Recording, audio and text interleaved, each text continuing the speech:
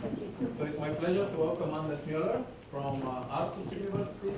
Anders is an associate professor in Aarhus University. He's been working on program analysis for many, many years. He's very well known for his work on analysis of dynamic languages, and JavaScript in particular. He's done a lot of very cool work there, like the TAJS program analyzer, the type inference engine for JavaScript, which has motivated much work in the field.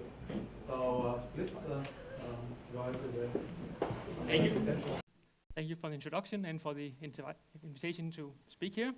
So, as Martin mentioned, I've been working for some time on these dynamically typed languages, trying to build various kinds of static and dynamic analysis to reason about different languages like JavaScript in particular, but also Dart and other things. So today I'll talk about something we call test completeness. So I'll explain later what that actually means. So this is joint work with one of my students, Christopher, down here. So just to explain what this is all about, you all know these languages with dynamic typing or optional typing have become very, very popular in the last few years. Of course, you know JavaScript. There's also this Dart language, which topic of this talk here. Racket, Python, Ruby, PHP, all these very popular dynamically typed languages exist. And many of them also have variants with optional typing, where the programmer is allowed to write type annotations. So you get this mix between static and dynamic typing. You have TypeScript, typed version of Racket, typed versions of Python, and so on. More about types later also today here.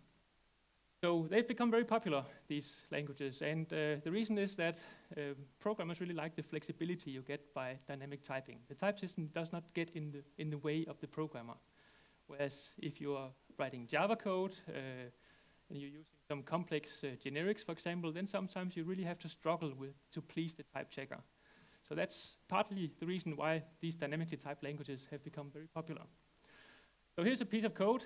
So this is from the Dart language, a library for doing vector math. So don't worry about the details here. We just point out what's going on roughly. So there's some method here, cross, that takes in some different parameters, x, y, and out. And this is just a typical piece of code that really takes advantage of dynamic typing. So it's a very overloaded function here. It's overloaded in the sense that the behavior of cross and the return type of cross depends on the runtime types of the parameters. Testing here, if x is a vec3 object and y is a vec3, then it's doing something. Otherwise, if the types are different, it's doing something differently, so on. So the behavior and, in the end, the return values here depend on the types. So it's a very overloaded function. And here, down here, then we have some example code that's using this library. And of course, the thing is, this may go wrong at runtime if application code is using this in unintended manners. For example, if an unexpected combination of types is used here, then we'll get into this building assertion. Or maybe down here in the application code, we may see a runtime type error if we're trying to add or multiply some of these things that do not have the corresponding methods in these types. So runtime type errors may occur. That's kind of the cost, the downside of having dynamically typed languages. So this raises this general question here: how can we statically ensure absence of runtime type errors in dynamically typed languages? So, well, one obvious thing to try is some kind of static analysis. Want to statically analyze the program to figure out whether runtime type errors may occur. But this is hard, exactly for the kind of code that you saw in the previous slide, because you have this very complex interplay and overloaded functions here. So these tricky programming patterns tend to require very, very high analysis precision if we want to prove them correct with static analysis techniques. Or they may require help from the programmer, like annotations. Just to mention a couple of examples, so we've tried to pursue this direction for Java, a paper at UPSLA a couple of years ago using a technique we call static determinacy analysis. So that was for JavaScript, not for Dart, but the overall idea is still to try to build a static analysis that can give these kinds of guarantees. And there, it's pretty clear that we really need very, very high precision in the static analysis to reason about the patterns you see in this code here. So it's very hard to get enough precision and still have a reasonably scalable analysis. So it's basically not really practical. Another approach, like using refinement types, it's something that's also very heavyweight technique that doesn't scale well, and it requires collaboration from the user in the form of annotations, for example. So static analysis, pure static analysis, is a very difficult solution here if we want to achieve this goal of checking whether runtime type errors may appear in this kind of. So if static analysis is not the solution, what else could we do? Well, after all, these are dynamically typed languages, so why not try some dynamic techniques? So, but of course, try some kind of testing. And you all know this famous quote from this guy, Dijkstra, that program testing can be used to show the presence of bugs, but never to show their absence. So in many of these programs that people write in any of these languages, it's quite common to have a lot of test suites, test various parts of the program, but you all know, we never know here when these tests are enough to actually give any guarantee. So static analysis by itself doesn't really quite work here, apparently. Purely dynamic techniques, just relying on testing, cannot give us the guarantees we need. So what can we do? So in this talk, I'll present a technique which is a hybrid of static and dynamic analysis. And it turns out that by making a hybrid, we can kind of get the best of the two worlds here, where they can support each other, and then in kind of code, as you saw in the example, we can get some actual guarantees that type errors cannot occur. So this idea that we actually can get guarantees from tests, it's actually quite old. So you saw this Dijkstra quote here. Here's a paper from 75 towards a theory of test data selection by John B. Goodenough and Susan L. Gerhardt. So one of the things they studied in here was observing that properly structured tests are capable of demonstrating the absence of errors in a program. Of course, in general, Dijkstra is correct. If we don't know anything about the program, then we never know when we have enough tests. But if we know something about the program and we're able to construct properly constructed tests, well, then we actually can get guarantees here. So you may be misled by this Dijkstra quote here, that testing can never give guarantees. Well, that's not quite true here, as you will see in this talk also. So the basic idea of our work here actually is related to old observation from 75, that it is possible to get guarantees from tests. Something about your program. So again, we can use the fact that quite often programmers, they are willing to write test suites for their programs, either manually or using some auto-generated test suites. So, you know, a test, it really contains two parts. It contains, each test provides some input that will drive the execution, and it contains some oracle that will check whether the output or the execution is expected. And here we don't really care about the oracle part, we just care about the inputs, that we want these test suites to drive execution. So we have a test suite for your program, and now the goal is to somehow test whether it's complete. So let me define what we mean by complete here. So a test suite T complete with respect to the type of some expression E somewhere in the program, if it is the case that executing T will cover all the possible types E may have at runtime. So the goal is, of course, to figure out for a given test suite and a given expression in some program whether or not this condition is satisfied. If it's satisfied, well, then we know that our test is sufficient to give us guarantees about the types. So that's the notion of test completeness here, relative to the type of an expression. Sometimes it's quite easy to show that a test suite is complete. Here's a fairly trivial example. If you have this straight line piece of code, x equals new a, and then we invoke some method on x here, well, then clearly a single execution of this code here will figure out that at this call site, x.m, we know that x is an A object, and then we can check whether or not A objects have M methods, and thereby prove either that there is an error or there is no error. So in some cases, it's really easy to check that we have satisfied this test completeness. Sometimes a single execution is enough.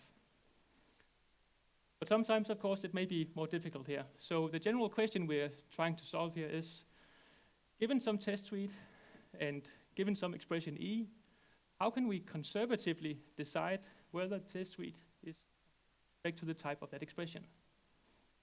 And we want this to be conservative. We want to be on the safe side. So we want this technique to only say, yes, we have test completeness if we are certain to have covered all of them. But of course, it's an undecidable property, so we cannot always give exact answer here. We want to be conservative on the safe side here. This is the goal, to figure out for a given test suite that executes the program on a number of inputs and some expression, have we covered all the types that this expression could have at runtime? If we can say yes, well then we can get guarantees about type-related properties of that expression. That's the goal here. And as mentioned before, our solution is to build a hybrid analysis that both doing some static analysis and some dynamic execution of the program. So here's an overview of our approach, this hybrid approach, hybrid static analysis and dynamic analysis. Contains 4 components. So the first one is easy, it just consists of executing the test suite. So that will exercise the program on a number of inputs and make some observations on the way. The next phase is a kind of dependence analysis, so that's a lightweight static analysis. As mentioned in the beginning, one approach to get guarantees about behavior of these programs is to run a really heavyweight static analysis, but we know that's really hard to get reasonable scalability and precision to do that. So we have to settle for lightweight analysis techniques that may be imprecise, but they are scalable. So it turns out that we need some kind of dependence analysis. That's really useful here. You will see in a moment why. And we also have another static analysis. It's a lightweight static type analysis that can reason about possible types throughout the program. So this type analysis, well, it's a lightweight analysis. It's fairly imprecise, but it can, of course, by itself give some type safety facts as output. It can prove some things correct. Not the tricky parts of the code, but many of the simple parts of the code. It's enough to run a simple lightweight analysis. We're more focused on the difficult parts of the code, like this overloaded code you saw in the example earlier. So now the last component here will take the input from executing the program with the test suite and these 2 lightweight static analysis, and then compose that and figure out when this test completeness condition is satisfied. And then it can tell for which expressions we have covered all the possible types. Let me now go through these different components and motivate why they're useful and how we can put together the static and dynamic analysis to get a nice synergy effect. So the first component, as mentioned, is very easy. Executing the test suite, just running it, and then observing which values and types appear at each expression. So this is, of course, an under-approximation of the possible behavior. So we have seen some values of types, but this analysis alone does not give any test completeness guarantees. We never know when, just from this alone, if we've seen everything that's possible. It's an under-approximation. Okay, the next component is a little more interesting, the static dependence analysis. Let me show a little example motivating this. So here we have a class A that has an M method, a class B that does not have an M method. Then we have a function f, which is calling g, and then get back an object, and then invokes the M method on that object. Some function, a bit like in the previous example, so this is an overloaded function in the sense that the return type depends on the values of the inputs. And in this case, we can see g takes 2 parameters, and then depending on the value of a, it will either produce an A object or a B object as return. This is similar to the example you saw before, where it's overloaded in the sense that the return type depends on what's in the behavior. So the key observation here is that the type of the return value here depends on the value of the first parameter A here, but only on the first parameter. It does not care about the type or value of B parameter. That's not relevant for the return type. And if we look at the call side here, well, the type of the return here, well then, because we have this dependence of G, we know that the type of X only depends on the value of T, and the value of T happens to be a constant here. So we've fully resolved the dependency in some sense. So that means if we just have one single execution of F here, then we can figure out that the only possible type of X is an A object by combining this dependence information with the dynamic execution. So the nice trick here is that the dependence analysis, well, it's a fairly simple, lightweight analysis, so it only tracks simple dependencies. So, for example, it does not know exactly under which condition we get an A and when we get a B here. It just knows that it only depends on the value of A. And then we can just see here that whatever it's doing, well, if we pass in a constant here, then there will be a constant output. So it happened to be an A object, so everything is fine. So this example really shows how we can combine the static and dynamic analysis to get a nice effect out of it. So this component of the system, dependence analysis, is a simple dependence analysis. So it's over-approximating dependencies. And unlike usual dependence analysis, it has to both consider value and type dependencies. So in this case, the type of R here depends on the value of A.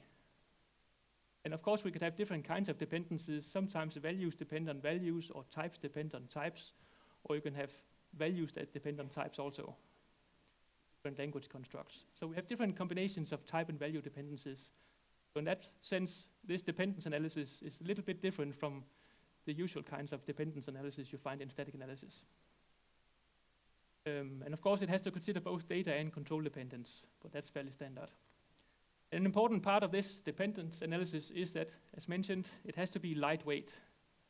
For the reasons I explained before, it has to be scalable to be useful. It only keeps track of fairly simple dependencies. It's context insensitive, path insensitive, but because we're combining it with the dynamic execution, actually get nice precision anyway.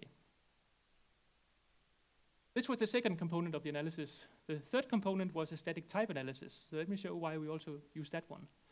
So here's a piece of code that's motivated by a paper, POPL 2011, where they were studying a similar problem for Ruby, Jeff Foster's group at Maryland.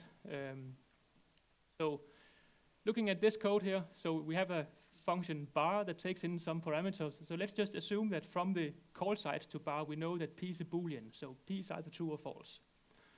And then depending on the value of p, y becomes either a number or a string. And then later on in the code here, again, depending on the value of p, we either use y as a number or as a string. So clearly, if we have a very simple static analysis, then it will just figure out that at this program point, y is either a number or a string. So it cannot really distinguish between under which condition y is a number or a string here. So it may spuriously report that it's not possible to add 6 to a string, or it's not possible to take the length of a number. So the challenge here is basically, how could we prove type safety at these two places? So clearly there's some correlation here that if we take the then branch here, then we also take the then branch here. But that's something that typically requires some more heavyweight static analysis to reason about correlations between branches. So, of course, one solution to prove type safety here is to actually do a path-sensitive static analysis that takes these branch conditions into account and then reasons that we take the then branch here if and only if we take the then branch here, so everything's fine. But for the same reason as I mentioned a couple of times, We don't want to do path-sensitive analysis because it's really, really hard to do that in a way that scales. We have to settle for lightweight analysis that scales well. So that's not an option here. Another option would be to take the approach by Anne et al. From this bubble paper. So I'm probably not familiar with that, so let me just briefly mention what that's about. So they were studying Ruby, not Dart, but the scenario is basically the same here. And they observed that under certain conditions, you also can get some guarantees from tests. But their condition was quite different from what we're doing here. So they observed that if you have a test suite that covers all paths of all functions, that's enough to give you guarantees. That's quite difficult. So of course, covering all paths of all functions, that's not the same as covering all paths in the entire program. So it's not that bad, but it's almost that bad, right? It's really hard to satisfy this condition here. And also, it's really hard to figure out when the condition is satisfied. When do you even know when you have covered all feasible paths? That's quite a hard problem by itself. So this was mostly a theoretical result they had, that if you have such a test suite, then you can get guarantees here. But we cannot really apply that. We cannot expect to cover all paths of all functions, and we cannot even figure out how we've covered all paths. So instead, what we could do is we could exploit the fact that maybe we know from some simple static type analysis that P is always a Boolean, that it's always true or false. So combining that with the dependent information, it's easy to see that the type of Y, this part of the code, depends only on the value of P. That's the only thing that can influence Y here. That means if we can just somehow cover all the possible values of P here, true and false, there are only two that should be possible, then if everything is fine in those two executions, then we have covered all the possibilities. That's what we do instead. So that motivates this next component of the analysis, static type analysis, which is basically a simple flow analysis, like a pointer analysis, that just over-approximates types and values in the program. For example, here it figures out that based on flow at the call sites to bar, P is always false. And then combined with the dependence information, we get this nice reasoning. So again, we can prove type safety on some trivial code here, where at first sight it looks like we need some kind of path-sensitive reasoning, but we don't need that because we can build these lightweight static analysis, dependence analysis, and a simple type analysis, and combine that with dynamic execution enough to figure out that this is actually type safe. So again, this is a lightweight static analysis, so it's context and path sensitive. For the same reasons as before, we want it to be lightweight and scalable. But it's enough by combining it with the other components, we get the guarantees we need. In isolation, this simple static type analysis could not figure out that it's type safe. It would reason that Y is either a number or a string at both these places, an issue.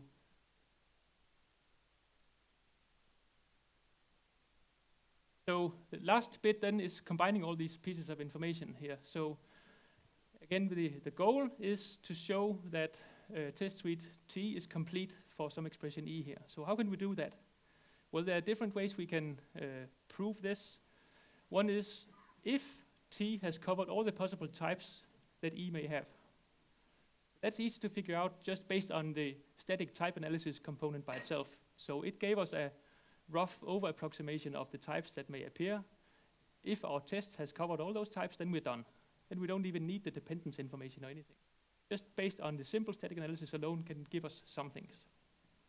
But of course, these are the easy cases. So if this was all, then we didn't need the dynamic execution or the dependence analysis or anything. So these are the easy cases. Now the next step is to also take the dependence information into account.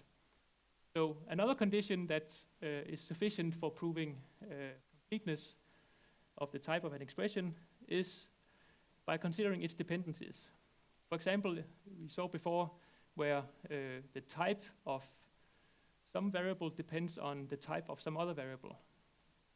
So we can just follow the dependencies and say, well, it's complete for E if it's complete for all dependencies of E.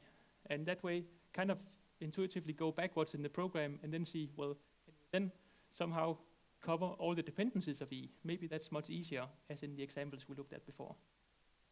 So this is just intuitively explaining how we can put together these things, and all this can be expressed more nicely as a little proof system. So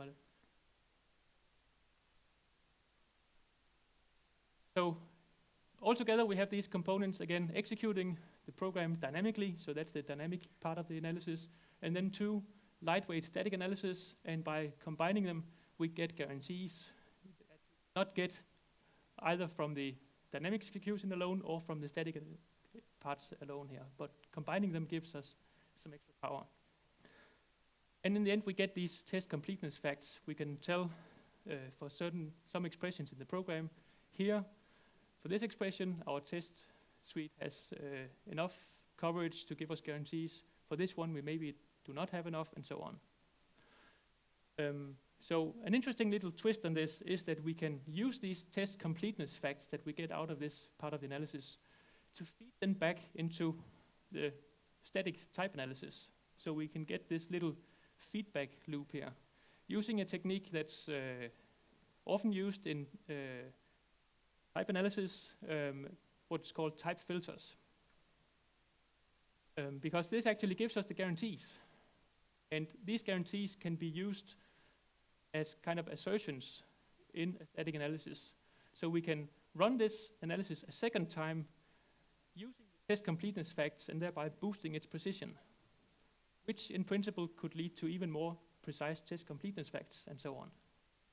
So we have not come across cases where it makes sense to iterate this many times here, but theoretically it's possible. There are cases where it helps a little bit to do it a couple of times, but not more than that. But the type analysis by itself really benefits from this mechanism. So looking at the example from before again, so if we just run the lightweight static analysis a single time on this program, since it's a lightweight analysis, it does not reason about the branch conditions or anything here. So all it knows is that X will have type A or B. That seems reasonable from a context insensitive, path insensitive, and so on. X is either A or B. But now that we have run all this through this test completeness analysis, we know that at this program point, because we also had the dynamic execution, we know that X was actually an A here. And now we can take that fact and feed it back into running the type analysis again as an assertion here, and thereby we effectively prove type safety for this method call. We've boosted the precision of the type analysis using the test completeness. All right, so all this has been implemented in a tool for Dart, and our tool is called Goodenough, named after the author of this 1975 paper I mentioned before. And of course, the goal of this tool is to find out whether your test suite is good enough. So implemented for Dart, which is one of these dynamically typed languages. So we took a number of existing Dart programs that had available test suites. How well does it actually work? So we experimented with different research questions here. So first question is, how much test completeness can we actually show here? So just take some existing programs with existing test suites. How many of these expressions do we actually have these conditions for showing that all possible types have been exercised? And the number turns out to be 81, meaning that 81%, meaning that for at least 81% of the expressions in these programs, all the types that can possibly appear in execution have been observed when executing the test suites. Whether 81% is a high or low number, I don't know, but at least, well, it's not 100, right? So maybe this could suggest that this test coverage could be used as a kind of coverage metric. So you know that when people are doing testing, it's nice to have metrics to guide where should you focus your testing, where you typically use things like statement coverage or branch coverage, or there are many, many kinds of coverage. Maybe this thing leads to a new kind of coverage called test or type coverage. We haven't really explored how well this correlates with bug detection and other metrics.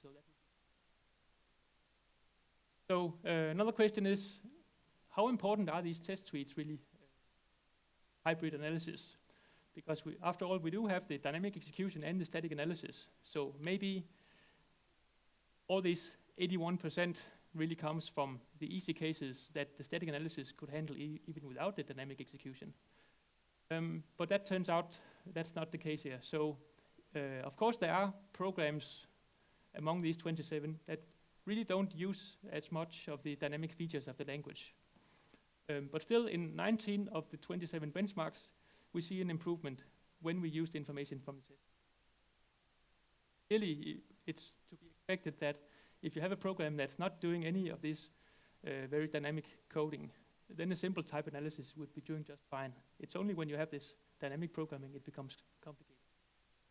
So this is, should say, in code that has a lot of these value-dependent types and branch correlations, as you saw in the example. We also ask how important is the dependence analysis. So it played a role in the examples, but who knows how much it plays in build examples in the.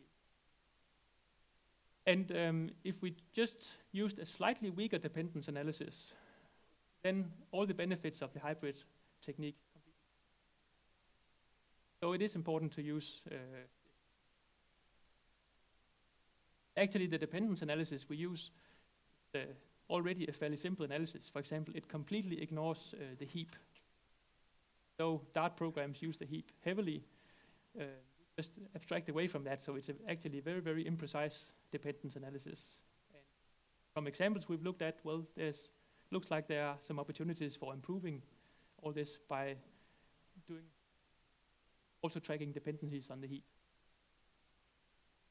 So the last question, yes? Direction can report less dependencies than there or more dependencies? So it's still a conservative over approximating the, yeah. So the last question is really to figure out what is the potential for improving this. So in situations where this technique is not able to show test completeness, what is the reason? So you could imagine different reasons here. One could be that the test suites we have for these 27 programs are really, really bad. If they only cover a few parts of the program, then obviously we cannot prove correctness for many places here. And that indeed turns out to be the case for many of these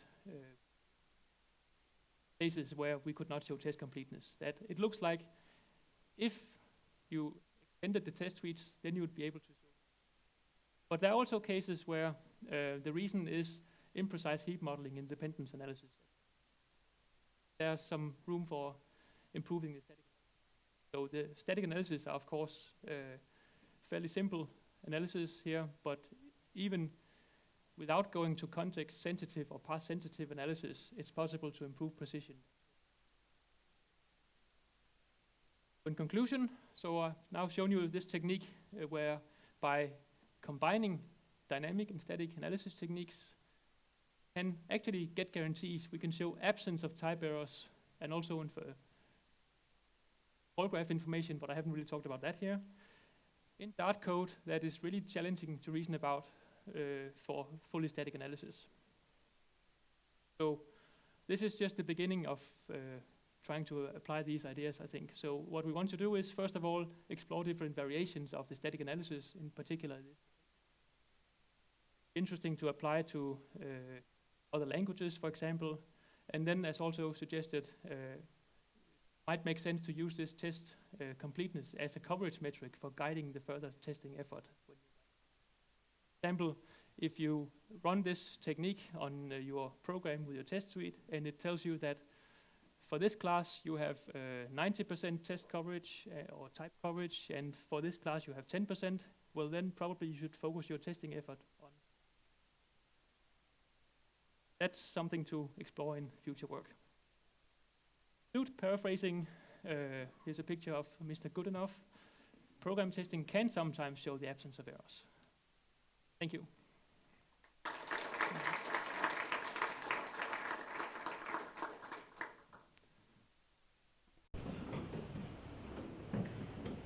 going back to your example with the vector math library, which, as far as I understood, if you pass in a vector in 3 dimensions, you get back a vector in 3 dimensions and this kind of thing. So, how well can you model these kind of dependencies? Like, say, if I feed in a vector of 3 dimensions, I get back a vector of 3 dimensions.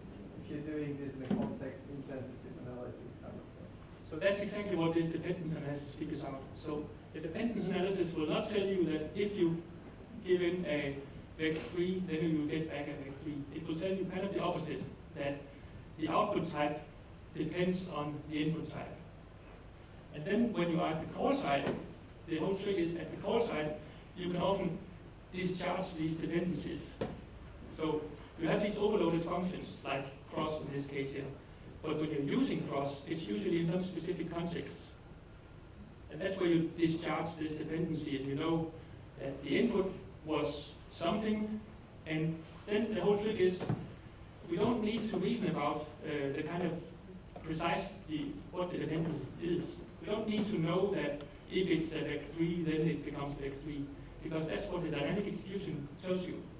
Just by executing the code, it just runs through some strange path through the cross function, and out comes the vector 3, for example. And then we know that at the call side. So that's really where we get the benefit of the dynamic execution. It will just completely execute it and then magically discover that if you pass into vector 3, then you get back a vector 3. So I'm quite curious about this theorem that says it's enough to cover all static parts in a function to prove type safety. Does it have any assumptions like what happens in the presence of deep allocated data structure? When I have a part of the list that stores int, another part of the list that stores a string, just coming up with the example. So are you talking about? I'm talking about the box theorem. There's some just to know if there is any assumption in the how it holds for program to keep and dynamic allocated program dynamic allocated memory. Okay, so their theorem here, of course, depends on which language and which type system you are dealing with. Okay. I was an author of that paper. I think. Oh, I see. So we formalized Ruby in this core language, and the theorem was that if you take every function in that program and just like syntactically cover all the branches in those functions, then you would do safe. Because the whole analysis actually basically even while the program was going through those paths, you would still do some abstract analysis. So all you would record is not the concrete information, but try to record some abstract information. Okay. So we would get like the guarantees would be broader than just covering the concrete execution. Okay. So that was the paper that motivated our work here, but we were trying to avoid this problem. First of all, it's not really realistic to cover all paths in every function. And the second problem is you never know when you cover all paths. Because of course, we only talk about all feasible paths. It's not all syntactic paths of the program. So how do you know that you cover all feasible paths? That's not addressed in this paper. Have you considered generating test cases instead of just assessing whether the test suite is good enough? That's a very interesting next step to use this also to generate more tests.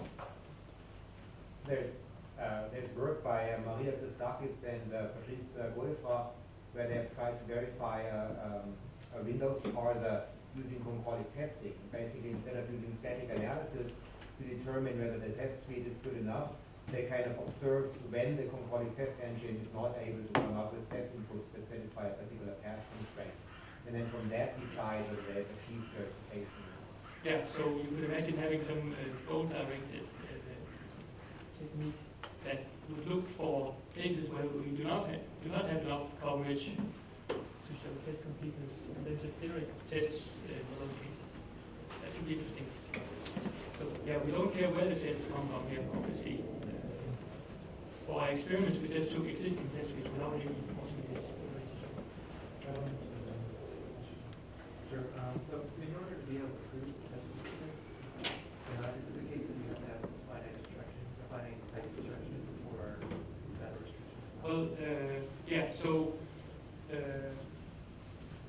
course, there are places where this does not work. So if you have, so that's also why we distinguish between type dependencies and value dependencies. So type dependencies are much nicer for us because you usually have a fairly small number of different types. Whereas for values, well, most types have very large or even infinite domains, and we don't want to cover all. It's not feasible to cover all of those. So in situations where we have types depending on values, then it may be really hard to prove the test's completeness condition. So question there? Could it be possible to adapt the hybrid approach for modularity? Because I understand that the current way is that you require both the client code and the implementation code, which might be a problem if you want to test library code and that kind of applications. So the client code would not be We need the tests to drive the code. So assume that we want to apply this to some library, then you have some test suite for the library, right? Yes. So that's all we need. So we can just analyze based on that. So of course, if you have some very dynamically typed code that could be used in any other context, and you don't have the entire program, you don't know what applications could be doing, then it's impossible to give any guarantees. So you need some assumptions about what the application could be doing. So one assumption would be that the tests are representative of what the applications are doing. And if you have some dynamically typed code and you're running in some completely unknown context, then of course you cannot give any guarantees. So a follow-up question on Evan's question. So like these types are basically finite, it's just finite set of predicates. If I just give a finite set of predicates and I have the value of that finite set of predicates, I can use the same framework Yes. to do coverage. It's not like predicate coverage, but still like predicate coverage. Basically. Yeah. So types, that's just one possible abstraction of the value space. I think that. Okay, so thank you.